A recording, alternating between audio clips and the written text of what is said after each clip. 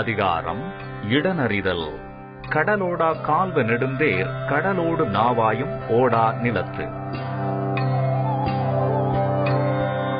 ஒரு செயலுக்குரிய இடத்தை தேர்ந்தெடுப்பவர் தேர் கடலிலே ஓடாது, கப்பல் நிலத்தில் போகாது என்பதை அறிந்திருக்க வேண்டும். வணக்கம். மக்கள் யார் பக்கம் நிகழ்ச்சியின் சிறப்பு தொகுப்பை வழங்குவதற்காக ஹேமா ராகேஷ்.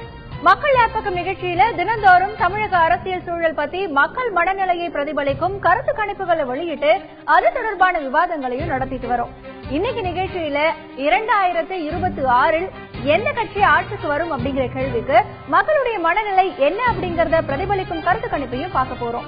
இது தவிர காங்கிரஸோட அரசியல் பலம் பத்தியும் பார்க்க போறோம். அதுக்கு முன்னாடி அரசியல் பிரமுகர்களோட ஒரு சில பரபரப்பான கருத்துக்களை பார்க்கலாம்.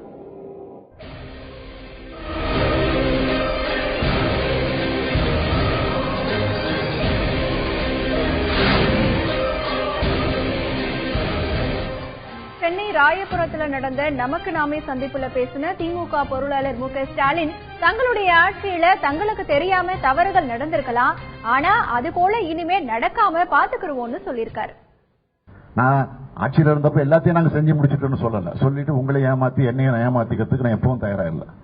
குறைகள் இருக்கும், பிரச்சனைகள் இருந்திருக்கும். நிதி பற்றாக்குறை காரணமாக பல பணிகளை செய்யாம விட்டுருப்போம். நிர்வாக ரீதியாக சில சங்கடங்கள் வந்திருக்கும். நீதிமன்ற பிரச்சனைகளால ஏற்பட்டிருக்கும். இன்னும் கூட வெளிப்படையா சொல்லட்டுமா, தெரிந்தோ தெரியாமல கூட சில தவறுகள் எங்களையும் மீறி நடந்திருக்கலாம். தெரிந்தோ தெரியாமல கூட சில தவறுகள் எங்களையும் மீறி நடந்திருக்கலாம். ஆகவே அந்த நிலை வரக்கூடிய காலகட்டத்தில் இருக்கக்கூடாது. அதுல முக்கியமா கரப்ஷன், கமிஷன், கலெக்ஷன் இல்லாத ஒரு ஆட்சியைத்தான் நடத்திட வேண்டும் என்ற அந்த முனைப்போடு நான் இந்த நமக்கு நாமே பயணத்தை தொடர்ந்து நடத்தி வருகிறேன். தங்களோட தேர்தல் அறிக்கைகளை திமுக காப்பி அடிக்கிறதா பாமக இளைஞரணி தலைவர் அன்புமணி சொன்னதுக்கு ஸ்டாலின் பதில் சொல்லியிருக்காரு. அன்புமணியோட தேர்தல் அறிக்கை என்பது அவரோட அறிக்கை நீங்க காப்பி அடிச்சு செஞ்சுட்டு இருக்கீங்க. அதுக்கெல்லாம் ஏற்கனவே பதில் சொல்லியாச்சு. திமுக பொறுத்த வரைக்கும், எங்களை பொறுத்த வரைக்கும் பிட் அடிச்சுலாம் நாங்க பாஸ் பண்ண மாட்டோம். பிட் அடிச்சுலாம் நாங்க பாஸ் பண்ண மாட்டோம் எப்போதுமே. சென்னைக்கு வந்த அழகிரி கிட்ட அவருடைய ஆதரவாளர்கள் திமுகவில் இருந்து நீக்கப்பட்டது பத்தி நிருபர்கள் கேட்டாங்க. அப்ப அவரு தன்னுடைய ஆதரவாளர்களை நீக்கணும்னா 1 லட்சம் பேரை நீக்கணும்னு சொல்லியிருக்காரு. ஆதரவாளர் யாரும் நீக்கல கட்சியில இருந்து. ஆதரவாளர் நீக்கிறதா இருந்தா 1 லட்சம் பேர் நீக்கணும். ஆதரவாளர் நீக்கிறதா இருந்தா 1 லட்சம் பேர் நீக்கணும். ஆதரவாளர்கள் யாரும் நீக்கல கட்சியில இருந்து. யாரும் இருக்காங்க. தமிழ்நாட்டில 234 தொகுதியிலும் தனித்து போட்டியிட திட்டமிட்டிருக்கிறதா தமிழக காங்கிரஸ் தலைவர் EVKS இளங்கோவன் சொல்லியிருக்காரு. எங்களை பொறுத்தவரையில் நாங்கள் தனித்து நிற்க வேண்டும் என்பதற்காகத்தான் 234 தொகுதியிலும் போட்டியிட வேண்டும் என்பதற்காகத்தான் எங்களுடைய ஆயத்த பணிகளை நாங்கள் செய்து கொண்டிருக்கிறோம். கூட்டணி தேவை என்ற ஒரு அவசியம் ஏற்படுமையானால், ஜெயலலிதாவை வீட்டுக்கு அனுப்புவதற்கு என்ற நிலை ஏற்படுமையானால் கண்டிப்பாக அது பற்றி மேலிட முடிவு. சென்னை வெள்ளத்திற்கு மழை மட்டும் காரணம் இல்லைன்னு மத்திய புவி அறிவியல் துறை மேற்கோள் காட்டி ஒரு செய்தி வந்தது. அந்த செய்தியை மத்திய புவி அறிவியல் துறை மறுத்திருக்கு. இதற்கிடையில சென்னை வெள்ளத்திற்கு தமிழக அரசு தான் காரணம்னு தமிழக காங்கிரஸ் தலைவர் EVKS இளங்கோவன் குற்றம் சாட்டியிருக்காரு. ஜெயலலிதா அரசாங்கம் என்பது இந்த எர்த் மினிஸ்ட்ரியா, புவியியல் அமைச்சகம் சொன்னதை கேட்டிருந்தால் செம்பரம்பாக்கம் ஏரியிலே 2 நாட்களுக்கு முன்பே முறையாக படிப்படியாக நீரை திறந்து விட்டிருந்தால் ஆயிரக்கணக்கான பேர் இறந்திருக்க மாட்டார்கள். லட்சக்கணக்கான பேர் வீடு உடைமைகளை இழந்திருக்க மாட்டார்கள். ஜெயலலிதா செய்த மிகப்பெரிய தவறு. இதற்கு காரணம் மக்களை பற்றி கவலை இல்லாமல் அலட்சியமாக இருப்பதுதான். இதே மாதிரிதான் பாமக இளைஞரணி தலைவர் அன்புமணியும் குற்றம் சாட்டியிருக்காரு. வெள்ளம் வந்த பிறகு அதை படிப்படியாக திறந்திருக்க வேண்டும்.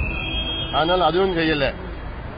திறக்கிறதுக்கு முன்பு ஏதாவது எச்சரிக்கை கொடுத்திருக்கணும். ஒரு சைரனோ வார்னிங்கோ, ஸ்பீக்கர்ல போயிட்டு திறக்க போறோம்னு சொல்லி அந்த வார்னிங் எதுவுமே கொடுக்காத. இதனாலதான் இதற்கு காரணம் முழு காரணம் தமிழக அரசு. இதற்கு காரணம் முழு காரணம் தமிழக அரசு.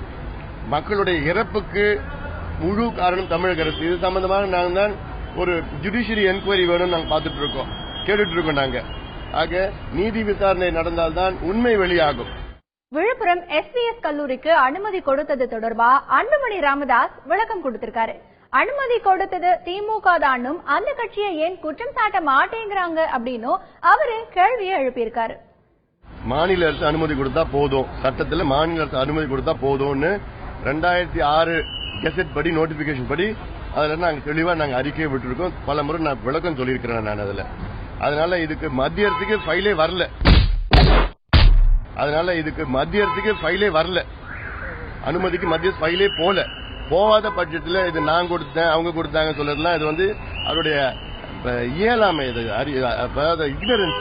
ஏன் திமுகவை பழி சொல்லுங்களேன், திமுக தானே அனுமதி கொடுத்தது, முறைகேடா திமுக தான் கொடுத்தாங்க சொல்லுங்களேன். ஏன் அது சொல்ல மாட்டீங்க? நாளைக்கு திமுகவோட கூட்டணி போக போறீங்களா? ஏன் விஜயகாந்த் சொல்றாரு நான் கொடுத்தேன்னு சொல்ற, ஏன் திமுக சொல்ல வேண்டியதானே? ஏன் இளங்கோவன் நான் சொல்றேன்னு சொல்றாரு, ஏன் திமுக சொல்ல வேண்டியதானே? ஏன் உங்களை திமுக கூட்டணி பேசிட்டு இருக்காங்களா என்ன? ஆளும் கட்சிக்காரங்க நாங்க தான் திரும்பி ஆட்சிக்கு வரணும்னு, எதிர்கட்சிக்காரங்க நாங்க தான் ஆட்சிக்கு வரணும்னு சொல்றது இயல்புதான். ஆனா அதுக்கு அவங்க என்ன காரணம் சொல்றாங்க, வாங்க பார்க்கலாம்.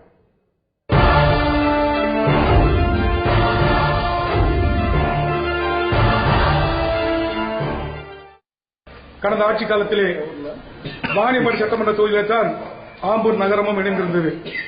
இப்பொழுது ஆம்பூர் நகரம் புதிதாக ஆம்பூர் தொகுதியாக மாற்றப்பட்ட பின்னாலே இந்த 5 ஆண்டு காலத்திலே பல்வேறு வளர்ச்சிப் பணிகளை ஆம்பூருக்காக அம்மாவர்கள் செய்திருக்கிறார்கள்.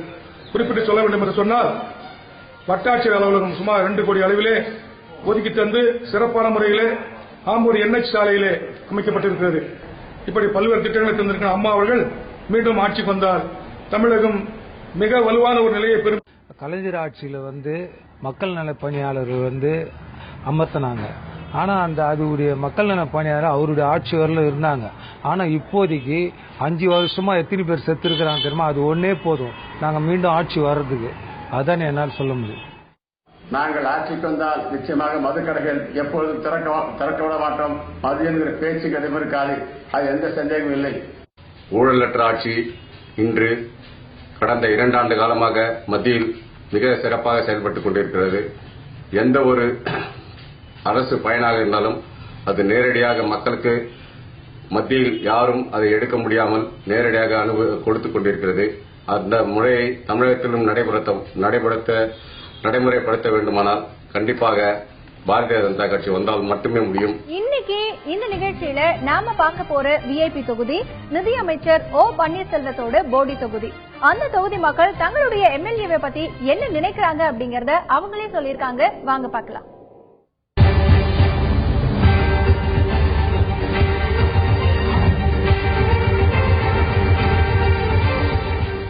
போக்குவரத்துக்கு பாலங்கள் சேவைகள்லாம் சால வேலைகள் நல்லபடியா சிறப்பா செஞ்சு கொடுத்திருக்காங்க. அடுத்து 2வது பள்ளிக்கூடத்து பிள்ளைகளுக்காக வேண்டி முடிஞ்ச மட்டுக்கும் அவங்களால எந்த அளவுக்கு உதவி செய்ய முடியுமோ அந்த அளவுக்கு இந்த ஆட்சியில கூடுமான அளவுக்கு நிறைஞ்ச பணிகளை நல்லபடியா செஞ்சு கொடுத்து வந்துகிட்டு இருக்காங்க.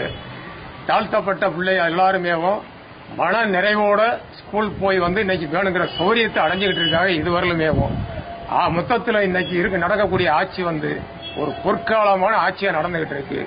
கொடுத்த வாக்குறுதியானது குரங்கணி டாப் ஸ்டேஷன் மலைச்சாலை வசதி ஏற்படுத்தி தருவேன் என்று கூறினார். அதே போல ரோப் கார் வசதி ஏற்படுத்தணும்னு சொன்னார். இது வரைக்கும் அந்த வேலைகளே இல்லை. குரங்கணி டாப் ஸ்டேஷன் ரோடுன்றதே அது சாத்தியமில்லாத ஒரு திட்ட கிடப்பில் போடப்பட்டது. அதே போல எடுத்துக்கொண்டா போடியில பிரதானமா இங்க நடக்கக்கூடிய தொழிலானது மாம்பழம் பிளஸ் இலவம் பஞ்சு தொழிற்சாலை. இந்த மாம்பழம் இலவம் பஞ்சுக்கு ஒரு ஸ்டோரேஜ் ஏற்படுத்துறேன் அப்படின்னு சொல்லி வாக்குறுதி கொடுத்தாரு. அது நடக்கவே இல்லை. அமைச்சர் ஒரு அரசு விழாக்களுக்கு தான் வர்றாரு ஒழிய பொதுமக்களை சந்திச்சு தங்களுடைய குறைகள் என்னன்னு சொல்லிட்டு அவர் கேட்கிற மாதிரி ஒரு இது இல்ல. மக்கள் மிகப்பெரிய அதிருப்தியா தான் இருக்காங்க. பொதுவா எடுத்துக்கிட்டா அமைச்சரை சந்திக்கணும்னு சொன்னோம்னா இங்கிருந்து ஒரு கோர்ட் பக்கத்தில் இருக்கிற அவருடைய முகாம் அலுவலகம், சொல்ல போனால் அவருடைய முகாம் அலுவலகத்துல பார்க்க முடியுது. அது என்னைக்கோ ஒரு நாள் தான். பொதுப்பணித்துறை அமைச்சர் என்னைக்கோ 15 நாளைக்கு ஒரு முறை வர்றாங்க. வந்தாலும் மக்கள் சந்திக்க முடியறது இல்ல. அவர்களை பூரா அவருடைய அதிமுகவினுடைய பிரமுகர்கள் இவர்கள் தான் ஆக்கிரமிக்கிறாங்களே தவிர சாதாரண குடிமக்கள் நேரடியாக அமைச்சரை பார்த்து தங்கள் குறைகளை சொல்லி மகஜர் கொடுப்பதற்கான வாய்ப்பு இல்ல. சட்டமன்ற அலுவலகம் கடந்த 4 ஆண்டுகளாக மூடிதான் கிடக்கு. உரிய அவர் வெளியூர்ல இருந்தாலும் ஒரு MLA ஒரு PR போட்டு கூட அந்த சட்டமன்ற அலுவலகத்தை பராமரிப்பு செய்து குறைகளை கேட்பதற்கான நடவடிக்கை எடுக்கலாம். இந்த 5 ஆண்டுகள்ல எந்த ஒரு நலத்திட்டங்களும் எதுவுமே செய்யல. ஓபிஎஸ் நிதியமைச்சராக நல்ல பெரிய பொறுப்புல இருக்காரு. நிறைய பலன்கள் செய்வார்னு எதிர்பார்த்தா எதிர்பார்த்தபடி எதுவுமே செய்யல. பலன் இல்ல. சாக்கடை வசதிகள், குடிநீர் பிரச்சனை எதுவுமே மோடி தொகுதியில எதுவுமே நடக்கல. பழைய திட்டங்களை கூட ஒரு நிறைவேற்றல. முந்தைய ஆட்சியில போட்ட திட்டங்களை கூட செயல்படுத்தல. போடி தொகுதியுடைய சட்டமன்ற உறுப்பினர் மரியாதைக்குரிய ஐயா ஓ பன்னீர்செல்வம் முன்ன ஏலக்காய்க்கு 5% வரியா இருந்துச்சு. அதனால வியாபாரிகள் பல இடையூறுகளுக்கு ஆளாக்கிட்டு இருந்தாங்க. கேரளாவில இருந்து தமிழ்நாடுக்கு வித்தவுட்ங்கிற முறையில இறக்கிட்டு இருந்தாங்க. இப்ப அது தீர்ந்து நல்லபடியா வியாபாரம் செழிக்கணுங்கிறதுக்காக தமிழக அரசு 2% வரி விதிச்சதுல வியாபாரிகளும் விவசாயிகள் அமோக திருப்தியாக இருக்காங்க. இதுல வரி குறைச்சதுனால அரசாங்கத்துக்கும் பல கோடி ரூபாய் மாதம் 3 கோடி ரூபாய் கிட்டத்துல வருமானம் கிடைக்குது. அதே சமயத்துல போடி நகர மக்கள் பல ஆயிரக்கணக்கான ஏழைவாழ் மக்கள் இரவு பகல் வராது நல்ல தொழில்துறையில முன்னேற்றத்துக்கு ஒரு பாடுபட்டு அவங்க குடும்பத்தை நல்ல சந்தோஷமா நடத்திக்கிட்டு இருக்காங்க. இவருடைய போடியினுடைய சட்டமன்ற தொகுதியில இவர் ஜெயிச்ச பிறகு ஏற்கனவே பல முறை கவர்மெண்ட் முறையிட்ட போதெல்லாம் எங்களுக்கு கிடைக்காத ஒண்ணு வியாபாரிகளுக்கு ஒரு பொக்கிஷமா இந்த அரசு எங்களுக்கு செஞ்சு கொடுத்தாங்க. இது நாங்க நல்லபடியா சிறப்பா வியாபாரிகள் வியாபாரம் பண்ணிக்கிட்டு இருக்கோம். இனி வரும் காலங்களையும் அரசுக்கு அதிக வருமானம் கிடைக்கிறதுக்கு வியாபாரிகள் எல்லாம் அனைத்து ஒத்துழைப்பும் கொடுப்போம். ரோடு வசதி இருக்கு, தண்ணி வசதி இருக்கு. சேரா இருந்துச்சு, எடுத்து சேருக்குள்ள நடக்க முடியாது. ரோடு வசதி நல்லா இருக்கு. இப்ப எல்லாமே வசதி நல்லா இருக்கு. தண்ணி வசதி இருக்கு, கரண்ட் வசதி இருக்கு, எல்லா வசதியும் எங்களுக்கு இருக்கு. அடுத்து நம்ம பார்க்க போறது வெற்றி கணக்கு. இன்னைக்கு வெற்றி கணக்குல காங்கிரஸோட பலம் பத்தி தான் பார்க்க போறோம்.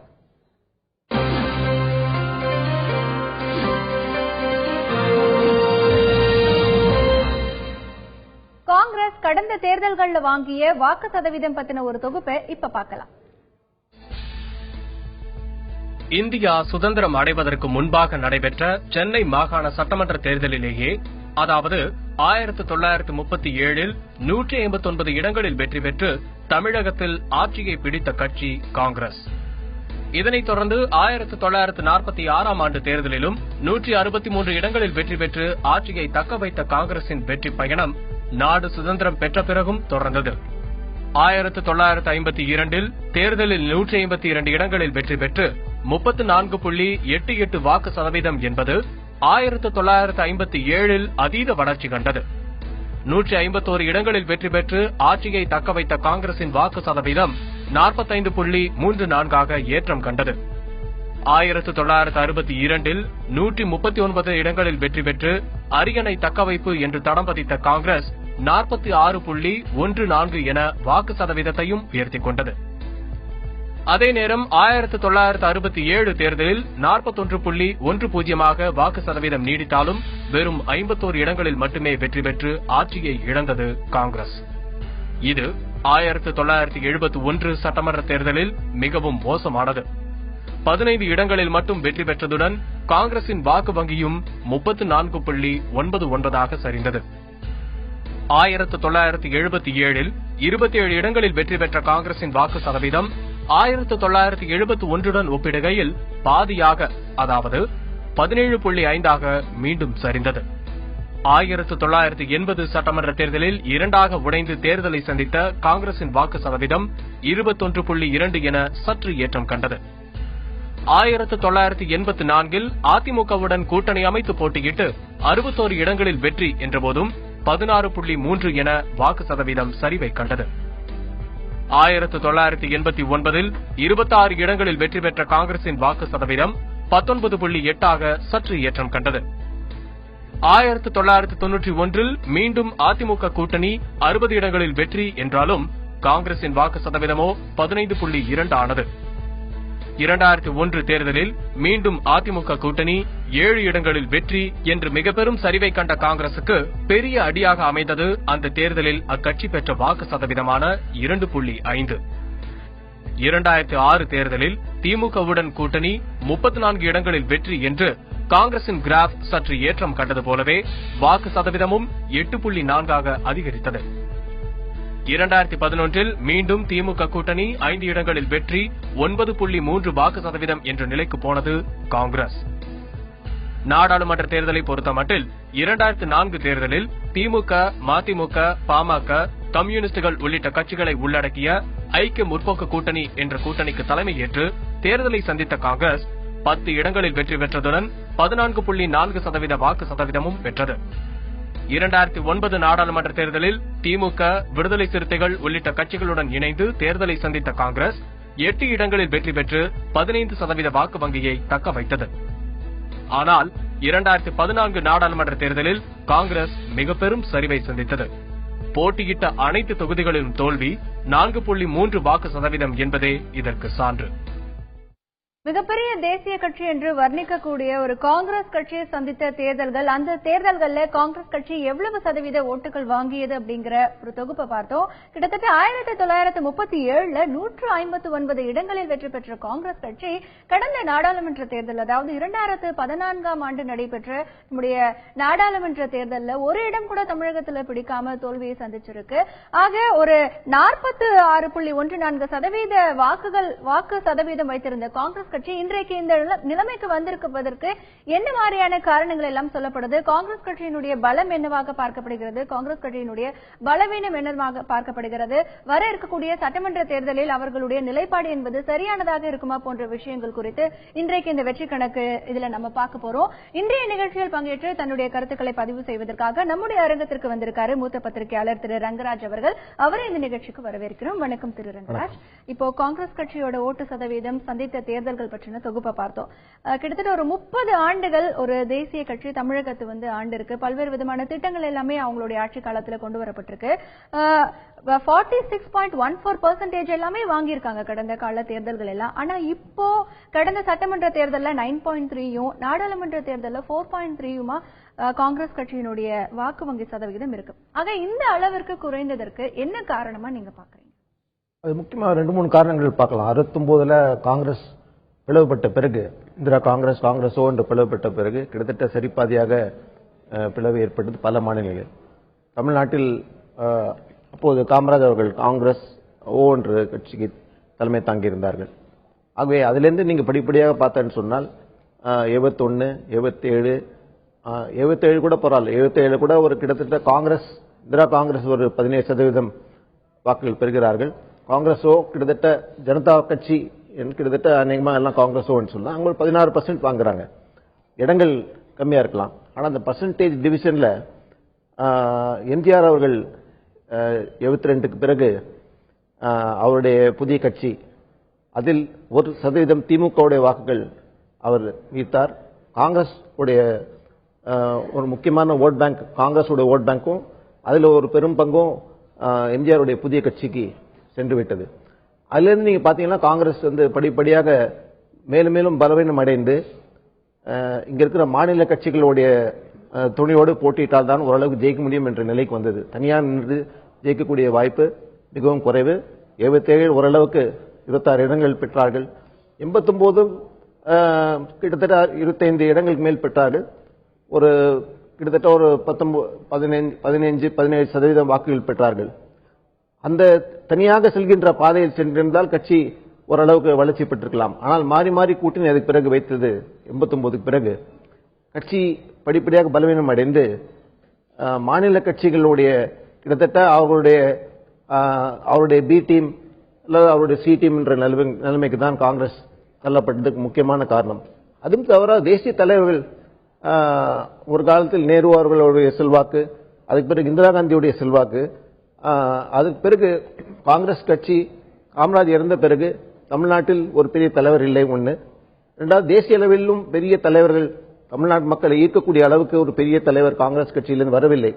இந்த 2 காரணங்களும் அதோடு சேர்ந்து வந்திருக்கின்றன.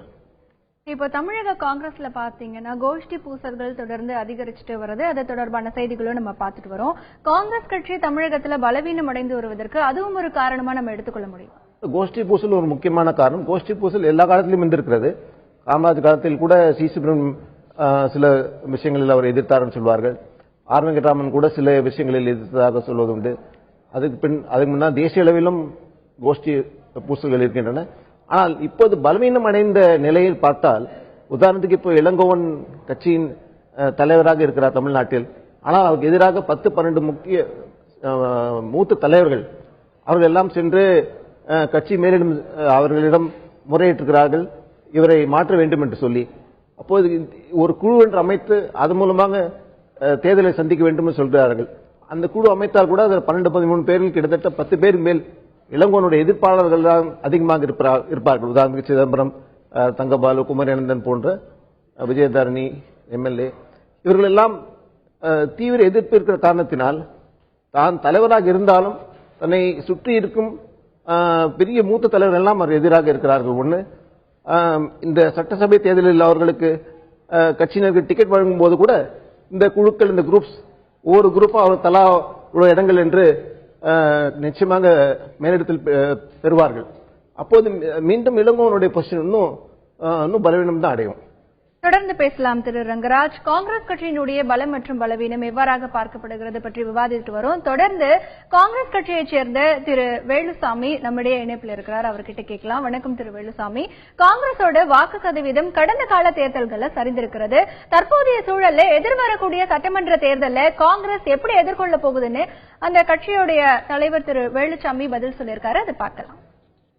சதவீத கணக்குகள், புள்ளி விவர கணக்குகள் என்பது மக்களை குழப்புவதற்கு மட்டுமே பயன்படும். 91 தேர்தலிலே 2 இடங்களிலே திமுக ஜெயித்தது. 91 அடுத்து 96 அவர்கள் தான் ஆட்சிக்கு வந்தார்கள். 96 திமுக ஆட்சிக்கு வருகிற போது 4 இடங்களில் தான் அதிமுக ஜெயித்தது. 2001 4 இடங்களில் வெற்றி பெற்ற அதிமுக தான் வெற்றி பெற்றது. மக்கள் மனநிலை எப்போது மாறும் என்று சொல்ல முடியாது. இது ஒன்றும் பள்ளி கணக்கு அல்ல, இது அரசியல் கணக்கு என்பது வேறு. 4 சேர்ந்தால் 8 என்பது பள்ளி கணக்கு. 4 சேர்ந்தால் 16 ஆகலாம், 4 சேர்ந்து 3 ஆகலாம். இன்றைக்கு தமிழ்நாட்டில் இருக்கக்கூடிய மக்கள் பிரச்சனைகளை மிக தெளிவாகவும் ஆணித்தரமாகவும் மக்களுக்காக பேசிக் கொண்டிருப்பது காங்கிரஸ் கட்சியுடைய தலைவர் இளங்கோவனும் இந்த கட்சியும் தான். அதை மக்கள் தெளிவாக புரிந்திருக்கிறார்கள். எல்லா புள்ளி விவரங்களையும் பொய்த்துவிட்டு தமிழக தேர்தலில் வரப்போகிற தேர்தலிலே காங்கிரஸ் கட்சியுடைய மிகப்பெரிய பலம் என்ன என்பதை இந்த புள்ளிவிவர மன்னர்கள் இனிமேல் புரிந்து கொள்வார்கள்.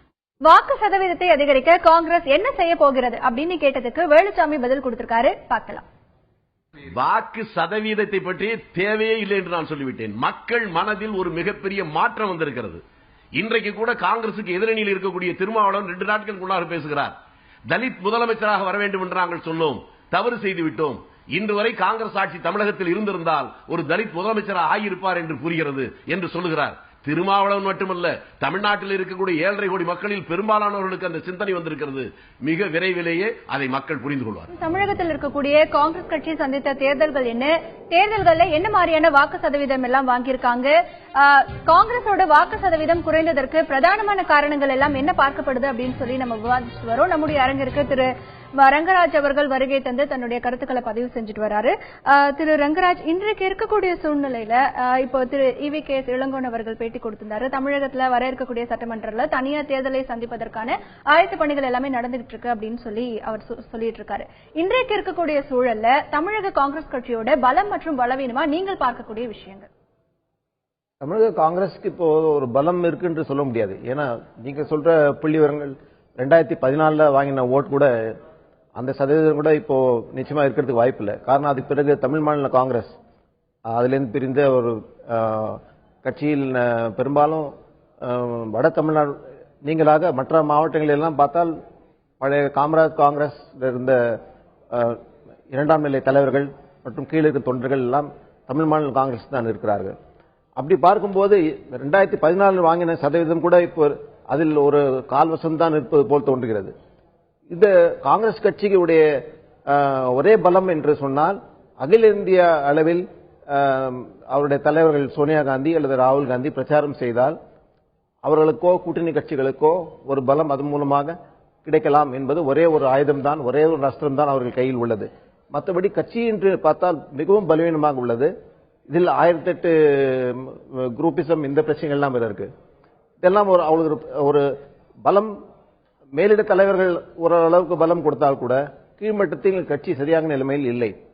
ஆகவே இந்த பலவீனமான சூழ்நிலையில் 2014 மிக மோசமான ஒரு பெர்ஃபார்மன்ஸ், இந்த அளவுக்கு அவர்கள் இந்த வாக்கு சதவீதம் இன்னும் குறையறதுக்கான வாய்ப்பு இருக்கிறது.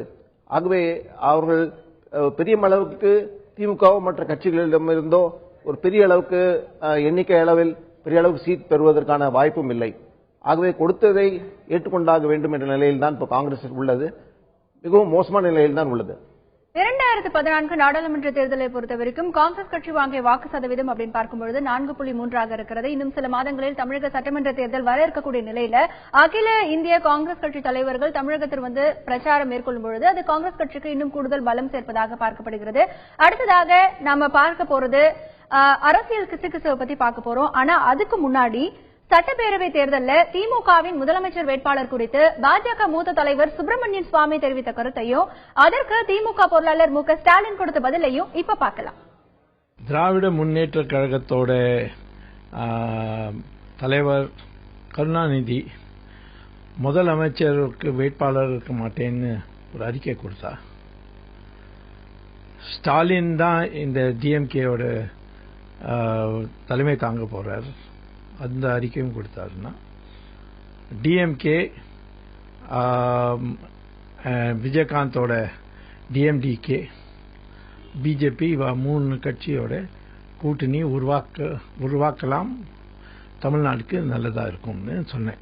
தேர்தல் நேரத்தில் சிலர் வந்து இப்படி எல்லாம் வந்து தங்களுடைய கருத்துக்களை சொல்வது அவங்களுடைய இயல்பு. நான் அதை பத்தி எல்லாம் சொல்லப்படுகிறாரு. எங்களை பொறுத்த வரைக்கும் தலைவர் கலைஞர் அவர்கள் என்ன முடிவு எடுக்கிறாரோ அதுதான் என்னுடைய மக்கள் யார்பக்கம் நிகழ்ச்சியோட முக்கியமான பகுதிக்கு இப்ப வந்திருக்கோம். தமிழக அரசியல் சூழல் பத்தி மக்களுடைய மனநிலை பிரதிபலிக்கும் கருத்து கணிப்பை இப்ப பார்க்க போறோம். எந்த கட்சி ஆட்சியில தமிழகம் முன்னேறி, எந்த கட்சியை பொறுத்த வரைக்கும் 2026 எந்த கட்சிக்கு ஆட்சிக்கு வரும் அப்படிங்கிற ஒரு கேள்வியை மக்கள் கிட்ட வந்து முன் வச்சோம். அதற்கு அவங்க என்ன பதில் சொல்லிருக்காங்க அப்படிங்கறத தெரிஞ்சுக்கிறதுக்கு முன்னாடி இன்னைக்கு அரசியல் கிசுகிசு என்ன அப்படிங்கறத பார்க்கலாம். எல்லாருக்கும் வணக்கம். அப்பாவை விட்டுட்டு மகனுக்கு மகுடம் சூட்ட ஒப்புக்கொண்டா தாமரையையும் கூட்டணிகளை தங்க வைக்கலாம், முரசையும் கூடவே கொட்ட வைக்கலாங்கிற ஒரு அதிரடியான திட்டத்தை சூரியன் கட்சிக்கு தாமரை கட்சியோட சாமி தலைவர் சொல்லியிருக்காரு. இப்படி சொன்னதற்கு பின்னணியில பணக்கார சாமியோட பெயர் கொண்ட சிமெண்ட் நிறுவன அதிபரினுடைய பங்களிப்பு முக்கியமானதான். தாமரை கட்சியோட சாமி தலைவரையும் சூரியனோட தனையனையும் சந்திக்க வச்சதே இந்த பணக்கார அதிபர் தானா. அப்பாவுக்கு தெரியாம நடந்த இந்த சந்திப்புல கூட்டணிக்காக ஏதாவது பண்ணுங்க அப்படின்னு சூரியனோட தனையன் கேட்க உடனே தனக்கே உரிய பாணியில இந்த அதிரடியை கிளப்பி விட்டிருக்காரு தாமரையோட சாமி தலைவர். அப்பனுக்கு பாடம் சொல்லி கொடுத்த சுப்பன் பேர் கொண்ட இந்த தலைவர் போட்டிருக்கிற போடுல தமிழ்நாடு அதிர்ந்ததோ இல்லையோ அறிவாலயமோ கமலாலயமோ கொஞ்சம் அதிர்ந்துதான் போயிருக்கு. இன்னைக்கு அரசியல் கிசுகிசு என்ன அப்படிங்கறத பார்த்தோம். இப்ப அடுத்ததா நம்ம பார்க்க போறது கருத்து கணிப்பு. கடந்த சில நாட்களாகவே தமிழக அரசியல் பற்றி பல்வேறு விதமான கேள்விகளை மக்களிடத்துல முன் வச்சிருக்கோம். வர இருக்கக்கூடிய சட்டமன்ற தேர்தல்ல அரசியல் பத்தி மக்கள் என்ன நினைக்கிறாங்க, தமிழகத்தில் இருக்கக்கூடிய கட்சிகளுடைய செயல்பாடுகள் பற்றி அவங்க மனசுல என்ன மாதிரியான எதிர்பார்ப்புகள் எல்லாம் இருக்கு அப்படிங்கறத பத்தி நம்ம தினந்தோறும் பார்த்துட்டு வரோம். தினந்தோறும் பல்வேறு விருந்தினர்கள் நம்முடைய நிகழ்ச்சியில பங்கேற்று தங்களுடைய கருத்துக்களையும் முன் வச்சிருக்காங்க. இன்னைக்கு என்ன கேள்வியை மக்கள் கிட்ட முன் வச்சோம், அவங்க என்ன பதில் சொல்லிருக்காங்க அப்படிங்கறத பார்க்கலாம். மக்கள் கிட்ட நம்ம முன்வைத்த கேள்வி, அதற்கு அவங்க என்ன பதில் சொல்லியிருக்காங்க அப்படிங்கறத இப்ப பார்க்க போறோம். 2026 எந்த கட்சி ஆட்சிக்கு வரும் தமிழகத்துல அப்படின்னு நம்ம கேட்டும் பொழுது மக்கள் கொடுத்த பதில் அதிமுக தான் 2026 ஆட்சிக்கு வரும் அப்படின்னு சொல்லி 29% மக்கள் தங்களுடைய கருத்துக்களை பதிவு பண்ணியிருக்காங்க. திமுக ஆட்சிக்கு வரும் அப்படின்னு 27% மக்கள் பதிவு பண்ணியிருக்காங்க. தேமுதிக ஆட்சிக்கு வரும் என்று 9% மக்கள் பதிவு பண்ணியிருக்காங்க. பாமக ஆட்சிக்கு வரும் 5% மக்களும், தேசிய கட்சிகள் அதாவது காங்கிரஸ், பாஜக, கம்யூனிஸ்ட் அப்படின்னு 7% மக்களும், விடுதலை சிறுத்தைகள், தமிழ் மாநில காங்கிரஸ் அப்படின்னு 3% மக்களும், கருத்து இல்லை அப்படின்னு 19% மக்களும், மதிமுக பற்றி 1% மக்களும் தங்களுடைய பதில்களை பதிவு பண்ணியிருக்காங்க. ஆக இது கிராமப்புறங்கள் நகர்ப்புறங்கள்ல சதவிகிதம் எவ்வளவு இருக்கு அப்படின்னு பார்த்தோம்னா அதற்கான புள்ளி விவரங்களும் இருக்கு. கிராமப்புறங்களில் இந்த 2026 எந்த கட்சி ஆட்சிக்கு வரும் அப்படின்னு சொல்லி கேட்கும் பொழுது அதிமுக தான் அப்படின்னு சொல்லி 29% மக்கள் தங்களுடைய கருத்துக்களை பதிவு பண்ணியிருக்காங்க. திமுக தான் ஆட்சிக்கு வரும் 2026 அப்படின்னு 25% மக்கள் பதிவு பண்ணியிருக்காங்க. அதிமுகவுக்கும் திமுகவிற்கும் இடையே 4% வித்தியாசம் இருக்கு. தேமுதிக தான் அப்படின்னு 10% மக்களும், பாமக 5% மக்களும், தேசிய கட்சிகளான காங்கிரஸ், பாஜக, கம்யூனிஸ்ட் அப்படின்னு 6% மக்களும், பிற கட்சிகள் அதாவது விடுதலை சிறுத்தைகள் தமாகன்னு 2% மக்களும், கருத்தில்லை அப்படின்னு 22% மக்கள், அதாவது திமுக அதிமுக அப்படின்னு பார்த்தாலும் அதே 29 25, கருத்து இல்லை அப்படின்னும் 22% மக்கள் சொல்லியிருக்காங்க. மதிமுக அப்படின்னு சொல்லி 1% மக்கள் சொல்லியிருக்காங்க. இதுவே நகர்ப்புறங்களில் இருக்கக்கூடிய மக்களுடைய மனநிலை என்னவாக இருக்கிறது, படித்தவர்கள் அதிகம் இருக்கக்கூடிய பகுதி, அவங்களுடைய மனநிலை எப்படி பிரதிபலிச்சிருக்கு அப்படிங்கறத பார்க்கலாம். 2026 எந்த கட்சி ஆட்சிக்கு வரும் அப்படிங்கிற ஒரு கேள்விக்கு நகர்ப்புறங்களில் இருக்கக்கூடிய மக்கள் தங்களுடைய பதில்களை முன் வச்சிருக்காங்க. அதிமுக தான் அப்படின்னு சொல்லி 28% மக்கள் வந்து சொல்லியிருக்காங்க. திமுக தான் அப்படின்னு சொல்லி அதே 28. இங்க பார்க்கணும், அதிமுக திமுக இரண்டுக்குமே வந்து சரிசமமான ஒரு பதில்கள் கிடைச்சிருக்கு. தேமுதிக அப்படின்னு 8% மக்களும், பாமகன்னு 4% மக்களும், தேசிய கட்சிகள் அதாவது காங்கிரஸ், பாஜக, கம்யூனிஸ்ட்னு 11% மக்களும், பிற கட்சிகள் விடுதலை சிறுத்தைகள், தமாக அப்படின்னு சொல்லி 2% மக்களும், கருத்து இல்லை அப்படின்னு 18% மக்களும், மதிமுக 1% அப்படின்னு சொல்லி பதில்களை முன் வச்சிருக்காங்க. ஆக இவர்களுடைய மனநிலை 10 ஆண்டுகளுக்கு பிறகு தமிழகத்தில் எப்படி வந்துட்டு அந்த கட்சிகள் ஆட்சிக்கு வரும் அப்படிங்கிற ஒரு கருத்து கணிப்பு இவர்களுடைய பதில் இதுவாக இருக்கிறது. இது பற்றி நம்முடைய செய்தியாளர்கள் இருக்கும் திரு ரங்கராஜ் அவர்களிடத்தில் கேட்கலாம். சார், இன்றைக்கு வந்து மாற்றம் வேண்டும் அப்படிங்கிற ஒரு கோரிக்கையை முன் வச்சுதான் பல்வேறு கட்சிகள் வந்து இந்த சட்டமன்ற தேர்தலுக்கான பிரச்சாரத்திலும் ஈடுபட்டு இருக்காங்க. இப்போ 2026 அதிமுக வந்து ஆட்சிக்கு வரும் அப்படின்னு 29% பேரும், திமுக தான் அப்படின்னு சொல்லி 27% பேரும் சொல்றாங்க. கிட்டத்தட்ட ஒரு 50% மேல திமுக அதிமுக அப்படின்னு சொல்லியிருக்காங்க. இதை பற்றி உங்களுடைய பார்வை? இதுல முக்கியமா பார்க்க வேண்டியது என்னன்னா, இன்னைக்கு இருக்கிற வாக்காளர்கள் 18 வயதுக்கு மேல் இருப்பவர்கள் அவருடைய எண்ணங்களை கேட்டு அவர் யாருக்கு வாக்களிக்க கூடும் இல்லை யார் வரக்கூடும் என்று ஒரு யூகத்தின் அடிப்படையில் இது இந்த செய்தியாக வந்திருக்கிறது. 2 விஷயங்கள் மாறலாம். ஒன்று, இந்த கட்சிகளுடைய செல்வாக்கு அல்லது கட்சியுடைய தலைமை, அவர்களுடைய செல்வாக்கு மாறலாம், ஏறலாம், இறங்கலாம். அது காலத்தால் ஏற்படுகின்ற முடிவுகளாக அமையக்கூடும். இரண்டாவதாக, இன்று 8 வயதில் இருப்பவர்கள் 10 ஆண்டுகளுக்கு பிறகு 18 வயது வந்து அடைபவர்கள் அவர்கள் முதலில் அவர்கள் வாக்களிக்க வாய்ப்பு கிடைக்கும். அவருடைய கருத்துக்களை இந்த கருத்து கணிப்பில் வந்திருக்க வாய்ப்பில்லை நினைக்கிறேன். ஏன்னா 18 வயசு, இப்போது 18 வயசு மேல் இருக்கவங்களுடைய கருத்துக்களை தான் நம்ம கேட்டிருக்கோம். ஆனா இன்னொரு தலைமுறை 2026 அவர்கள் வாக்குரிமை பெற்று முதல் முறையாக வாக்களிக்கிறார்கள் என்று சொன்னால் அது கணிசமான அளவுக்கு வாக்கு விகிதங்களை மாற்றக்கூடும். அவர்களுடைய எதிர்பார்ப்புகள், அவருடைய எண்ணங்கள் என்னென்று இப்போது நம்ம சொல்ல முடியாது. அதற்கான பக்குவமும் அவர்கள் இல்லை. 2026 அவர்கள் புதிதாக வந்து வாக்களிக்கும் போது எந்த கட்சியை தேர்ந்தெடுப்பார்கள் என்று நம்ம சொல்ல முடியாது. மூணாவது ஒரு முக்கியமான இந்த விஷயத்தை இதில் கவனிக்க வேண்டும் என்று சொன்னால், எந்த ஒப்பீனியனும் இல்லை, எந்த கருத்தும் இல்லை என்றும் ஒரு பெரிய சதவீதம் இருக்கிறது. கிட்டத்தட்ட எல்லா அர்பன் ஏரியாவும் சரி, கிராமப்புறங்களில் பார்த்தாலும் சரி, கிட்டத்தட்ட 20% மக்கள் கருத்து கூற விரும்பவில்லை என்று சொல்லியிருக்கிறார்கள்.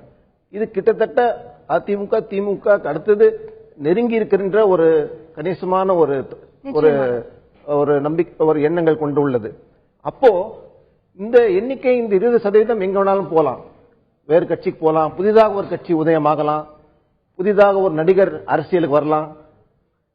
15 வருடங்களுக்கு ஒரு முறை ஒரு நடிகர் சினிமா தொழிலிருந்து ஒரு அரசியலுக்கு வருகின்ற ஒரு சூழ்நிலையை பார்க்கிறோம். அப்போது ஏற்கனவே இருக்கின்ற அரசியல் சூழ்நிலை தலைகீழாக மாறுகின்ற சூழ்நிலையை பார்த்திருக்கிறோம். எம்ஜிஆருடைய வரவு, பிறகு 80களில் பிறகு ஜெயலலிதாவுடைய வரவு, 2006 விஜயகாந்துடைய வரவு, இதெல்லாம் அரசியல் சூழ்நிலைகளை புரட்டி போட்டெடுக்கின்றன. ஆகவே இந்த கணக்குகள் எல்லாம் 2026 வரை நீடிக்குமா என்று சொல்ல முடியாது. 2026 எந்த கட்சி ஆட்சிக்கு வரும் அப்படிங்கிற ஒரு கேள்வியை முன்வச்சும் பொழுது மக்கள் பல்வேறு விதமான பதில்களை சொல்லியிருக்காங்க. அதிமுக தான் ஆட்சிக்கு வரும் 2026, அதாவது 10 வருடங்கள் கழித்து அப்படிங்கிற ஒரு பதிலுக்கு அதிமுக தான் ஆட்சிக்கு வரும் அப்படின்னு 29% பேர் சொல்லியிருக்காங்க. திமுக தான் ஆட்சிக்கு வரும் 27% பேர் சொல்லியிருக்காங்க. இதுல கருத்து இல்லை அப்படின்னு 19% பேர் சொல்லியிருக்காங்க. கிட்டத்தட்ட பாத்தீங்கன்னா டிஃபரன்ஸ் வந்து ரொம்ப குறைவா தான் இருக்கு. சரி, இப்போ கிராமப்புறங்கள்ல நகர்ப்புறங்கள்ல அப்படின்னு பார்க்கும் பொழுது நகர்ப்புறங்கள்ல அதிமுக திமுக இரண்டுமே 2026 ஆட்சிக்கு வரக்கூடிய வாய்ப்புகள் இருக்குன்னு சரிசமமா சொல்லியிருக்காங்க. அதாவது 28% ரெண்டு பேருமே சொல்லியிருக்காங்க. இது பற்றி உங்களுடைய பார்வை? பொதுவா 80களில் எம்ஜிஆர் மிக ஒரு பெரிய செல்வாக்கு இருந்த போது கூட நகரங்களில் திமுக கடுமையான ஒரு போட்டி அவர் கொடுத்தது. அந்த ட்ரெண்ட் அப்பவே நம்ம பார்த்தோம். பொதுவாக நகரங்களிலிருந்து இறங்கி கிராமங்கள் நோக்கி செல்ல செல்ல, ஆண்டு வருமானம் மேலிருந்து கீழே செல்ல செல்ல அதிமுகவோட வாக்குகள் அதிகமாகின்றன, திமுக வாக்குகள் குறைகின்றன. இதுதான் நான் அனுபவ ரீதியாக 30 ஆண்டுகளாக நான் பார்க்கின்ற ஒரு செய்தி. வறுமை கோட்டு கீழே செல்ல செல்ல செல்ல அதிமுகவுடைய வாக்குகள் அதிகமாகின்றன, திமுக வாக்குகள் குறைகின்றன. அதே போன்று கிராமங்கள் நோக்கி செல்கின்ற போது, நகரங்களிலிருந்து கிராமங்கள் நோக்கி செல்லும் போது படிப்படியாக திமுக வாக்குகள் குறைகின்றன, அதிமுக வாக்குகள் கூடுகின்றன. இந்த ரெண்டும் யதார்த்த நிலைமைகள். இந்த நிலைமை இப்போதும் மாறவில்லை. இரண்டாவது, இளைஞர்களும் பெரிதாக திமுக பக்கம் வருவதாகவும் தெரியவில்லை. ஆகவே திமுக ஒரு பின்னடைவு என்று சொன்னால், இன்னும் 10 ஆண்டுகள் பிறகு கூட அதிமுகவை முந்தி செல்லக்கூடிய ஒரு வாய்ப்பு இருக்குமா என்று பார்த்தால், இந்த சர்வேயில் கூட அந்த வாய்ப்பு இல்லை என்றும் போது அவர்கள் அந்த கட்சிக்குள் அவர்கள் தீர ஆலோசித்து இதுக்கு என்ன வழிகள் என்று அவர்கள் ஆராய வேண்டும். இதே போன்ற ஒரு கருத்து கணிப்புகளை தினமும் நம்ம பாத்துக்கிட்டு இருக்கோம். மக்களுடைய மனநிலை எப்படி இருக்கு அப்படின்னு சொல்லிட்டு இந்த ஒரு சட்டமன்ற தேர்தலை நோக்கி ஒரு கருத்து கணிப்புல கடந்த சில நாட்களுக்கு முன்னாடி ஒரு கேள்வியை மக்கள் கிட்ட முன் வச்சிருந்தோம். அதாவது திமுக அதிமுக இல்லாத மாற்று அரசியல் சாத்தியமா அப்படின்னு சொல்லிட்டு கிட்டத்தட்ட ஒரு 70% மேற்பட்டோர் இல்ல, தமிழகத்துல திமுக அதிமுக இல்லாத மாற்று அரசியல் சாத்தியமே இல்ல அப்படின்னு சொல்லி தங்களுடைய பதில்களை பதிவு பண்ணியிருந்தாங்க. இப்போ இந்த 2026 எந்த கட்சி ஆட்சிக்கு வரும் அப்படின்னு சொல்லும் பொழுதும் கூட அதிமுக 29, திமுக 27 அப்படின்னு சொல்லிருக்காங்க. ஆக மக்களுடைய மனதுல இப்ப கடந்த 30 ஆண்டு காலமாகவே திமுக அதிமுக மாறி மாறி இவங்க ஆட்சி செஞ்சுட்டு வர்றதுனால மக்கள் திமுக அதிமுக தான் தமிழக அரசியல் அப்படின்னு சொல்லி அளவுக்கு அதிகமான ஒரு நம்பிக்கையை வைத்திருக்கிறார்கள் என்பது இந்த கருத்து கணிப்பு காட்டுகிறது. ஆனா நீங்க பார்க்க சொன்னா அடுத்த 10 ஆண்டுகளுக்கு பிறகு 100 தாண்டி விடுவார் திரு கருணாநிதி. ஸ்டாலினும் ஏற்கனவே கிட்டத்தட்ட ஒரு முதியோர் இளைஞரணி தலைவராக பல ஆண்டுகள் இருந்தாலும் கிட்டத்தட்ட இன்னைக்கு முதியோர் வரிசையில் வந்துவிட்டார். இன்னும் 10 ஆண்டுகளுக்கு பிறகு இன்னும் அதிகமாக வயதாகிவிடும்.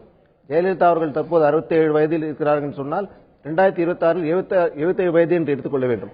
ஆகவே சராசரியாக தமிழ்நாட்டின் முக்கிய கட்சிகளுடைய தலைவர்கள் எல்லாம் மிகவும் முதியோர்கள் என்ற ஒரு நிலை இருக்கும்போது, இங்கே இருக்கின்ற இளைஞர்கள் எந்த கட்சியிலாவது ஒரு புதிய ஒரு தலைவர் வருகிறாரா என்று பார்த்தால் அதற்கான வாய்ப்பும் தெரியவில்லை.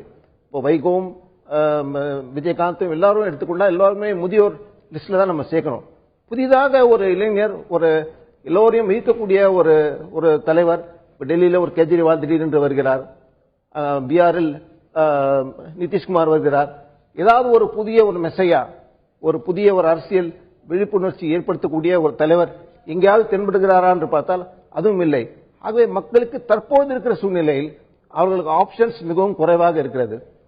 ஒரு நல்ல துடிப்பு மிக்க ஒரு இளைஞர், ஒரு மக்களை ஈர்க்கக்கூடிய அவருடைய கொள்கையினாலோ அல்ல செயல்பாட்டினாலோ ஈர்க்கக்கூடிய ஒரு தலைவர் வந்தால் அப்போது இந்த நிலைமை சற்று மாறலாம். நிச்சயமாக. இப்போ இந்த கருத்து கணிப்பு பலரும் பார்த்துட்டு இருக்கீங்க. 2016 இப்போ இந்த வருடத்துல சட்டமன்ற தேர்தல் வர இருக்கிறது. இப்போ 2026 எந்த கட்சி ஆட்சிக்கு வரும் அப்படிங்கிற சர்வே போயிட்டு இருக்கு. மிக முக்கியமாக கவனிக்க வேண்டும், இப்போ போயிட்டு இருக்கிற சர்வே 2026, அதாவது 10 ஆண்டுகள் கழித்து தமிழகத்தில் எந்த கட்சி ஆட்சிக்கு வரும் அப்படிங்கிற ஒரு கேள்வியை தான் மக்கள் கிட்ட முன் வச்சோம். காரணம் என்ன அப்படின்னா, இப்போதே இருக்கக்கூடிய சட்டமன்ற தேர்தல், அதாவது இன்னும் 3 மாதங்கள்ல சட்டமன்ற தேர்தல் வர இருக்கிறது. ஆக இந்த கட்சிகள் எல்லாம் அதற்கான ஏற்பாடுகள் எல்லாமே செஞ்சு போயிட்டு இருக்காங்க. அடுத்த 10 ஆண்டுகளுக்கு பிறகு இப்பொழுது இருக்கக்கூடிய கட்சிகளின் மீது மக்களுடைய அபிமானம் என்பது எப்படி இருக்கிறது, அடுத்த 10 ஆண்டுகளுக்கு பிறகு இந்த அதிமுக, திமுக, பாமக, தேசிய கட்சிகள், மற்ற கட்சிகள், மதிமுக, இந்த கட்சிகளின் மீதான அபிமானம் என்பது எப்படி இருக்கிறது, இந்த கட்சிகள் அந்த காலகட்டத்திற்கு ஆட்சிக்கு வருமா அப்படிங்கிற ஒரு கேள்வியை தான் மக்களிடத்தில் முன் வச்சோம். 10 ஆண்டுகளுக்கு பிறகு எந்த கட்சி ஆட்சியை பிடிக்க போகிறது அப்படிங்கிற ஒரு கேள்வியை தான் முன் வச்சோம். அதுதான் 2026 எந்த கட்சி ஆட்சிக்கு வரப்போகிறது அப்படின்னு. அதற்கு மக்கள் கொடுத்திருக்கக்கூடிய பதில் தான் இது. அதிமுக 29% பேர் சொல்லியிருக்காங்க. அதாவது 2026 அதிமுக ஆட்சியை பிடிப்பதற்கான வாய்ப்புகள் இருக்கிறதுன்னு 29% மக்கள் சொல்லியிருக்காங்க. திமுக ஆட்சியை பிடிக்கும் 2026 அப்படின்னு 27% பேர் சொல்லியிருக்காங்க. 2026 தேமுதிக ஆட்சிக்கு வரும் அப்படின்னு 9% மக்கள் சொல்லியிருக்காங்க. பாமக 2026 ஆட்சிக்கு வரலாம் அப்படின்னு அப்படின்னு 5% பேர் சொல்லியிருக்காங்க. தேசிய கட்சிகள் பாஜக, காங்கிரஸ், கம்யூனிஸ்ட் ஆட்சிக்கு வரலாம்னு 7% மக்களும், மற்ற கட்சிகள் விடுதலை சிறுத்தைகள், தமிழ் மாநில காங்கிரஸ் போன்றவை 2026 ஆட்சிக்கு வரலாம் அப்படின்னு 3% பேர் சொல்லியிருக்காங்க. இன்னும் 10 ஆண்டுகள் இருக்கிறது. 2016 தேர்தல் இப்ப இன்னும் 3 மாதங்கள் வர இருக்கிறது. அதுல எந்த கட்சி ஆட்சிக்கு வரப்போகுது அப்படிங்கிற கருத்து கணிப்பு இன்னும் சில வாரங்களில் வர இருக்கிறது. ஆக இன்னும் 10 ஆண்டுகள் கழித்து என்ன மாதிரியான மாற்றங்கள் எல்லாம் நடக்கும் தெரியவில்லை. ஆகையால் எங்களுக்கு இது பற்றி கருத்து இல்லை அப்படின்னு 19% பேர் சொல்லியிருக்காங்க. மதிமுக குறித்து 1% பேர் சொல்லியிருக்காங்க. இது பற்றி தான் நம்ம விவாதிச்சுட்டு வரோம். இப்ப இருக்கக்கூடிய ஒரு கட்சிகள் மீதான அபிமானம் 10 ஆண்டுகளுக்கு பிறகும் அதே மாதிரியான ஒரு இருக்கிறதா என்பது குறித்து தான் இப்ப நம்ம பார்த்துட்டு வரோம். சார், இப்போ அதிமுக தான் ஆட்சிக்கு வரும் அப்படின்னு, அதாவது 2026 அதிமுக ஆட்சிக்கு வரும் அப்படின்னு சொல்லி 29% மக்கள் சொல்லியிருக்காங்க. ஆக அதிமுகவோட கட்சியினுடைய பலமாக நீங்கள் பார்க்கக்கூடிய விஷயம் என்ன விஷயங்கள் அந்த மக்களை ஈர்த்திருக்கும்னு நினைக்கிறீங்க? ஏன்னா இப்போ இந்த வர இருக்கக்கூடிய சட்டமன்ற தேர்தலில் வருமா அப்படின்னா அவங்க ஈஸியா சொல்லிடுவாங்க. 10 ஆண்டுகளுக்கு பிறகு இந்த கட்சி ஆட்சியை பிடிக்குமா அப்படின்னு கேட்கும் பொழுது ஆம் அப்படின்னு 29% பேர் சொல்லியிருக்காங்க. ஆக என்னென்ன விஷயங்கள் எல்லாம் மக்களை ஈர்த்திருக்கும்னு நினைக்கிறீங்க? அதிமுக பொறுத்தவரை 3-4 பிளஸ் பாயிண்ட் உள்ளன. ஒன்னு, எம்ஜிஆர் அவர்கள் உருவாக்கிய இமேஜ்.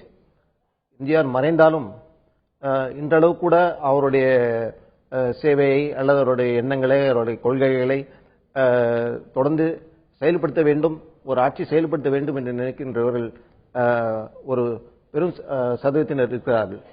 அந்த எம்ஜிஆர் வாக்கு வங்கி என்பது அதிமுகவுக்கு இயல்பாகவே அந்த இரட்டை இலை சின்னம், அவருடைய கொடி, எம்ஜிஆருடைய உருவப்படங்கள் வைத்து தேர்தல் சென்றாலே ஒரு ஏடிஎம்கேக்கு அது ஒரு பெரிய பிளஸ் பாயிண்ட் அவங்களுக்கு இருக்கு. ரெண்டாவது, ஜெயலலிதா அவர்களுடைய சொந்த பர்சனாலிட்டி, அதுக்காக கூடுதலாக அவர்கள் படித்தவர்கள், அவர்கள் மத்தியில் அவர்கள் அட்ராக்ட் செய்யக்கூடிய சில வாக்குகள். திமுக அப்படின்னு 27% பேர் சொல்லியிருக்காங்க. 2026 திமுக ஆட்சிக்கு வரலாம் அப்படி. திமுகவுடைய பலமாக நீங்கள் பார்க்கக்கூடிய விஷயம்? திமுக பலம் என்பது எந்த தேர்தலில் இப்போ காங்கிரஸ் பெரும் தோல்வியை பெற்றது சதவீதம் எல்லாம் இப்போ வெளிச்சாமி சொன்னார். ஆனால் எந்த தேர்தலிலும் தோற்றாலும் கூட 20% கீழ் அவர்கள் வாக்குகள் பெற்றதாக கிடையவே கிடையாது. வாக்கு வித்தியாசம் பார்த்தால் 5%, 6% ஆளுங்கட்சி அதிமுகவோட குறைவாக பெற்றிருக்கலாமே தவிர ஒரு பெரிய வித்தியாசம் இருக்காது. ஆனாலும் 20-25% வாக்குகள் தொடர்ந்து அவர்கள் மிக மோசமான தேர்தலில் கூட அவர்கள் வாக்கு வங்கி மோரலஸ் இன்டாக்ட் என்று சொல்ல வேண்டும். அது அவர்களுடைய பிரச்சனை என்றால் அது கூடுவது கிடையாது. இந்த வாக்கு வங்கியை எப்படி உயர்த்தலாம் என்று பார்த்தால் அது அங்கதான் அவங்க சிக்கலே வருகிறது. காரணம், திமுக பலவீனம். It is not an inclusive party. அதிமுகவை பொறுத்தவரை எல்லாருக்கும் எல்லாமாக இருக்கின்ற ஒரு கட்சியாக கருதப்படுகிறது. உதாரணத்துக்கு திமுகவுடைய இந்த பெரியார் வழியில் வந்த திராவிட பாரம்பரியம் சொல்லிக்கொண்டு அந்த நாத்திகம் என்ற அந்த ஒரு கொள்கையை பலரால் ஏற்றுக்கொள்ள முடியவில்லை. இதனால் ஒரு விதமான அதிருப்தி அந்த கட்சியின் மேல் இருக்கிறது. இதை அவர்கள் இன்னும் அதில் அவர்கள் எந்த மாற்றமும் பெரிதாக செய்யவில்லை. மாறாக மற்ற மாநிலத்தில் இருந்து தமிழ்நாட்டில் குடியேறுபவர்கள், இங்கே வசிப்பவர்கள், வேலை செய்பவர்கள், அவர்களுக்கு இந்த மாதிரி இந்திய எதிர்ப்பு அல்லது வட இந்திய அவர்களை எதிர்ப்பு என்று இப்போ அதிகமாக இல்லைவென்றாலும் அந்த மாதிரி கொள்கைகள் கூட அந்த மாநிலத்தை சார்ந்தவர்கள் அவரால் ஏற்றுக்கொள்ள முடியவில்லை. அதை பார்க்கும்போது அதிமுக ஒரு பெட்டரான ஒரு கட்சியாக தெரிகிறது. திரு ரங்கராஜ், உங்களுடைய கருத்துக்களை பதிவு செய்ததற்கு நன்றி. இன்னும் 3 மாதங்கள்ல சட்டமன்ற தேர்தல் வர இருக்கிறது. அது பற்றியான ஒரு கருத்து கணிப்புகளும் நம்ம பார்த்துட்டு வரோம். ஆனா இன்னைக்கு நாம் பார்த்த கருத்து கணிப்பு, அதாவது இப்பொழுது இருக்கக்கூடிய அரசியல் கட்சிகள் மீதான அபிமானம் என்பது அடுத்த 10 ஆண்டுகளுக்கு பிறகு தமிழக மக்களிடத்தில் எப்படி பார்க்கப்படுகிறது? 2026 எந்த கட்சி ஆட்சிக்கு வரும்? இப்பொழுது இருக்கக்கூடிய ஈர்ப்பும் இப்பொழுது இருக்கக்கூடிய ஒரு நம்பிக்கையும் இன்னும் 10 ஆண்டுகள் கழித்து அந்த கட்சிகளின் மேல் இருக்கிறதா என்பது குறித்து ஒரு கேள்விகள் எல்லாம் முன்வச்சப்போ அவங்க கொடுத்த பதில் தான் 2026 எந்த கட்சி ஆட்சிக்கு வரும். அதற்கான கருத்து கணிப்புகளையும் மக்கள் சொன்ன பதில்களையும் இந்த விவாதத்தில் திரு ரங்கராஜ் அவர்கள் பங்கேற்று தன்னுடைய கருத்துக்களை மிக சிறப்பாக பதிவு செய்தார். நன்றி திரு ரங்கராஜ். மீண்டும் மக்கள் யார் பக்கம் நிகழ்ச்சியில் சந்திக்கலாம். அதுவரை உங்களிடமிருந்து விடைபெறுவது ஹேமராக்கி.